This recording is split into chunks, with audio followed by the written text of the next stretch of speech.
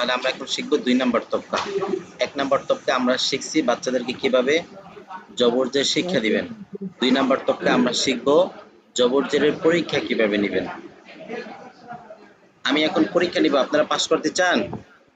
জি pass করতে চাইলে খুব খেয়াল করবেন। বলেন কিছুই না, ফেল, ঠিক করে বলেন। কিছুই না, ফেল। এখানে কোনো হরফ আছে? না না, হরফ ছাড়া জবরজের হয় না। এবার বলেন সবর জবর, মাশাআল্লাহ, সবাই পাস করছেন। বলেন জের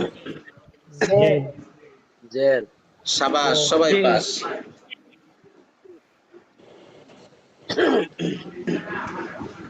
জবর জবর,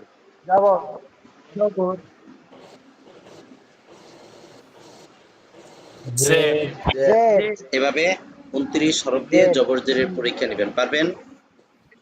পারবো ইনশাআল্লাহ। 2 নাম্বার তবকা শেষ। 3 নাম্বার তবকা।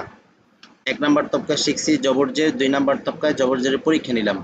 এবার 3 নাম্বার তবকায় পেশ।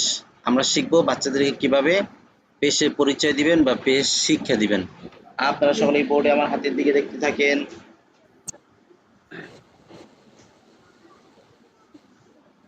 আপনাদের সিলেটের মাঝখানে এইভাবে একটা লিখেন,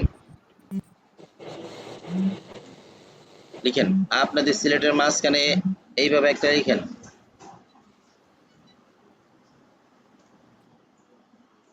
সকলেই বোর্ডে দেখেন, উপরে এইভাবে হাত রাখেন,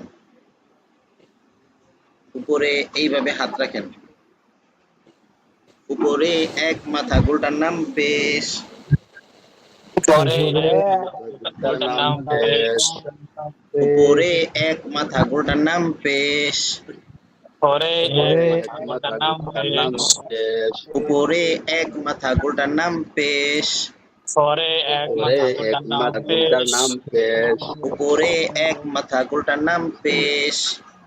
পরে উপরে এক মাথা তার নাম পেশ। এভাবে হেঁটে হেঁটে 100 বার পড়াই দিবেন। শেষ। 3 নাম্বার তবকা।